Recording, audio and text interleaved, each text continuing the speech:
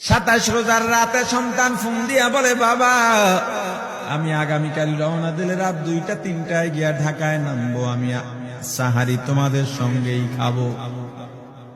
মা বসে আছে, মায়ের সন্তানের বাবাও বসে আছে, সন্তান আসবে।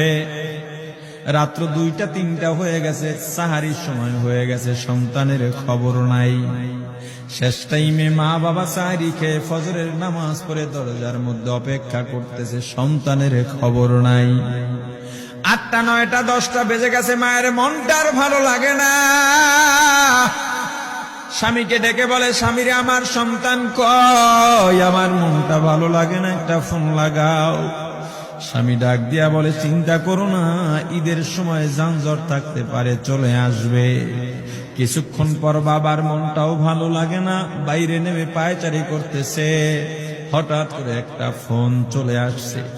সন্তানের ফোন দেখে বাবার সে কি আনন্দ। ফোন রিসিভ করে যখনই সালাম দিল, অপর প্রান্ত থেকে সালামের উত্তরে সন্তানের কণ্ঠ পাওয়া যায় না। বাবা ডেকে বললেন, বাবা তুমি কে?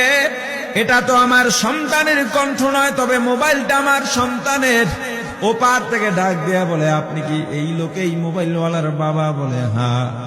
আপনি এখনো বাড়িতে কি করেন? আপনার যেই সন্তান ঢাকা থেকে গাড়ি নিয়া 2500-এর দিকে রওনা দিয়েছিল, ওই গাড়িটা 2500 পৌঁছতে পারে নাই, পথিমধ্যে সংঘর্ষে রাস্তার